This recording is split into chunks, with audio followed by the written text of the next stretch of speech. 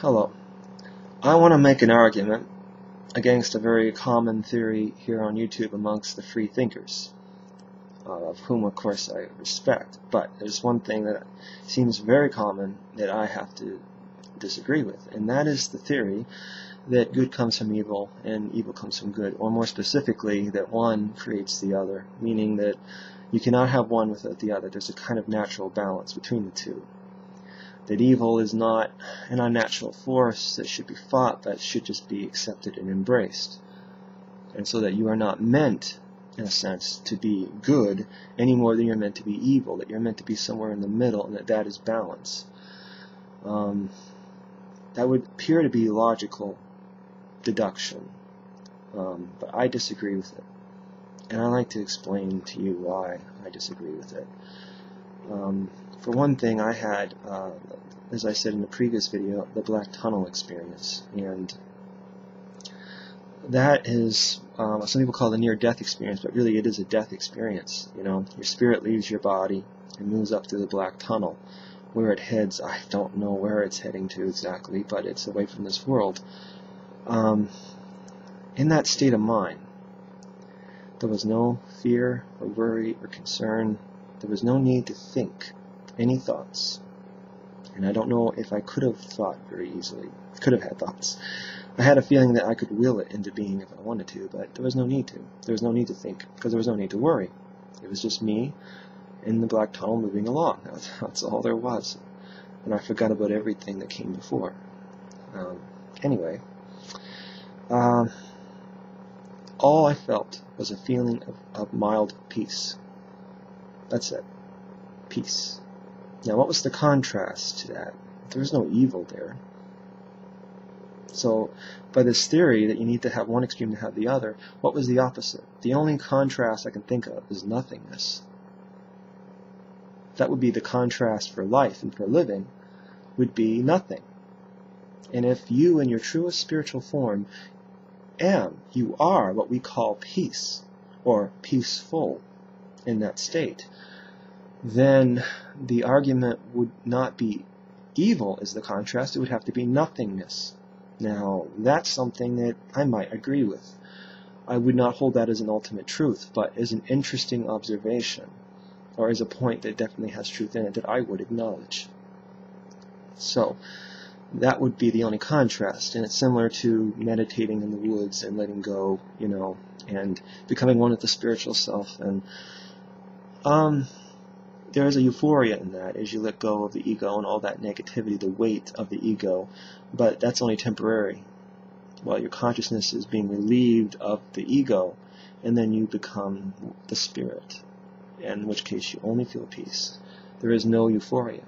You forget time and place and body until something connects, and you wake back up in your body, and you remember who you are, where you are, and why you are there. And it's, you know, you wake up and you're like reborn, the inner child again. It's a beautiful experience, but I've talked about that before.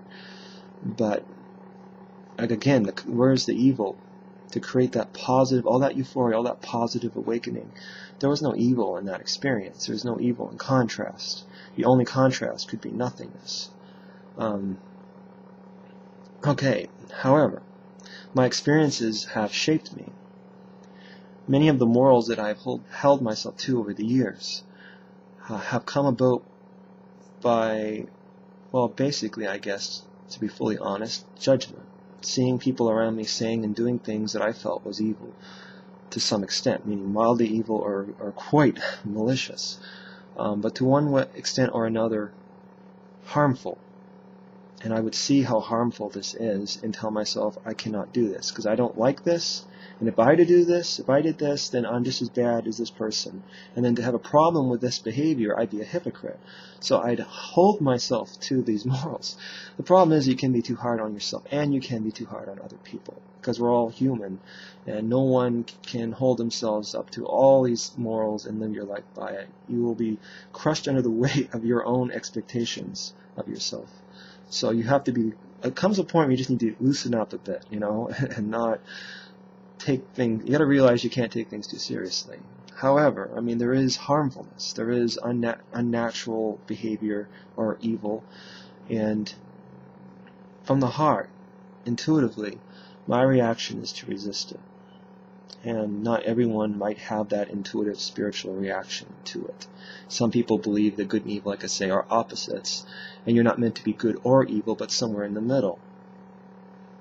Kind of good and kind of evil. That's what some people think, and I'm not saying that's wrong. I'm not saying that I disrespect people who think that way or that train of thought. Just that I do not lean in that direction. No. It's an interesting perspective, but I don't think that evil or unnaturalism is, so to speak, is natural. I don't think that which is unnatural is natural. I don't think evil is intended. That's my feeling in my heart, in far as I'm concerned, my spirit, that evil is unnatural and does not belong here. I don't know what it's doing here, but I feel the natural intuitive reaction to stand against it. Not to say accept it as a part of the natural balance. Again, I'm not trying to spite anyone or anything. I'm just expressing my own honest opinion here. Now, imagine a controlled environment. Imagine that you're put into some kind of test lab, some kind of experiment. So it's a controlled environment, like a house. You have windows, but they're all boarded. You can't see out of it. And there's hidden cameras watching you. But anyway, forget that. You're in a controlled environment. That's just you, and you got to be there for 6 months. For 6 months, you've got to live alone in a controlled environment. You have no music, no TV, no movies. But you do have a kitchen, you do have storage rooms, you have a freezer, freezer room, and so you have everything you need to survive for 6 months. But you've got nothing to distract you from the nothingness, the quiet.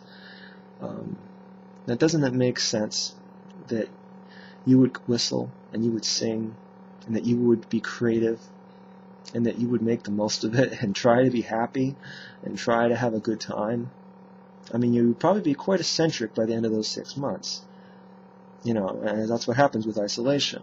And any kind of outsider knows that. You become a bit eccentric. If you're away from people, the more you're away from the public or the normal, the average, whatever, that which is considered normal, you become increasingly eccentric, for better or for worse. So you would become kind of eccentric. It's like people who talk to plants and stuff, which I'm not against. I'm not saying I'm against it. I'm just saying that would qualify as eccentric, I would say. I don't talk with plants, but I've known people who have, but that's fine.